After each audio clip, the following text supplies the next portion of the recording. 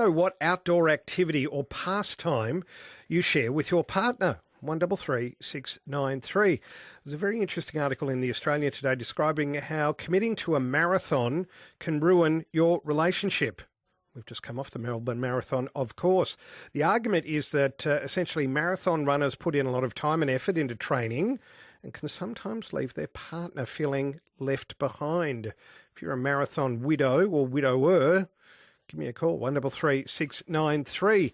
But I guess those that run together stay together. That might be a truism. 133693. If you share an activity, an outdoor activity, or a pastime with your partner, 133693. Joining me on the line, Karina Chapman, conscious connection and relationship expert. Good afternoon, Karina. Good afternoon.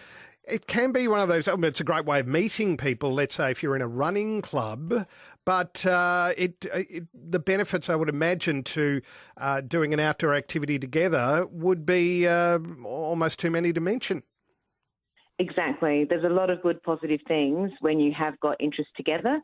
And you are right, people that do things together can stay together. But if it's something extreme like a marathon, and one person's into it and one's not, then just because of the sheer volume of hours and attention that you've got to give that, you could really neglect your partner and really damage your relationship. What would you advise somebody then who has run a marathon? We have a member of the team here, Woody, who did it, and he is partnered, as people say these days.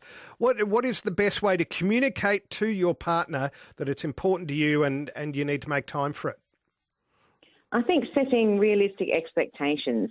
If they know what it's actually going to take for you to be focused on food, exercise, training, all the things that you really need to do leading up to, because it's not just the marathon, of course, it would be months beforehand, then if their expectation is matching what you've told them, then they might be okay. If there's some way they can get involved by supporting you, they might be fine. But if they're not realising that it's going to take that much time out of your everyday life and they might end up feeling neglected, therefore you could lose your relationship unless you can find a way to get them into it. Or I think also sometimes the problem is that people get addicted to doing it. Next thing they're signed up for 10 more marathons. So that could end up being a problem.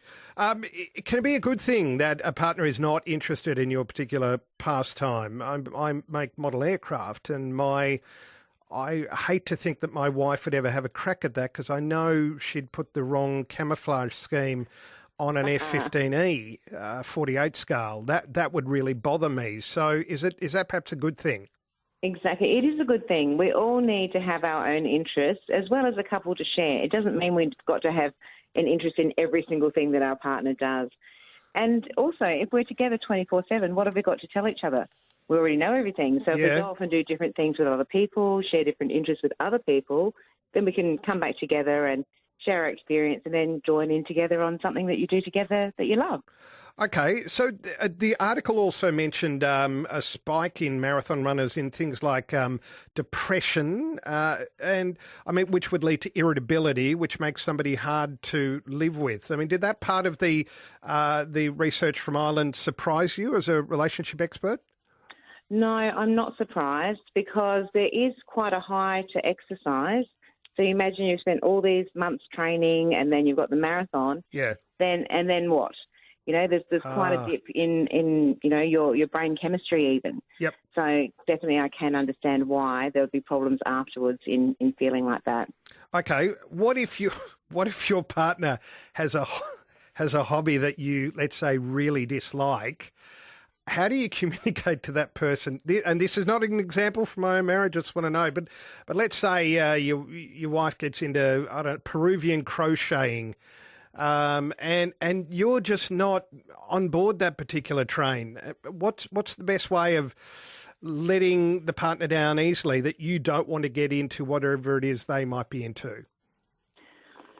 I think it's being able to have good communication skills together. If you can communicate properly that just really isn't your thing, that actually this other thing that you're interested in, but hey, if you want to do something together, let's look at all the options. Let's find something that we will both join in and enjoy together. Yeah. Because otherwise if you don't speak up, before you know it, you could be wearing Peruvian crocheted something, Yeah. when you go out. So Yeah. matching outfits or something. No, we've never been at that stage. Look, it can be a good thing, and it also can end badly. Nicolae Ceausescu ran Romania before 1989 with his wife, and they both met their fate at the end of a firing squad. So do a little bit of research beforehand, I guess, is what I'm advising you to do. Karina Chapman, conscious connection and relationship expert, thank you for your time this afternoon. Always a pleasure. Thanks, Tony. 133693. Do you have a pastime that you share with your partner? 133693.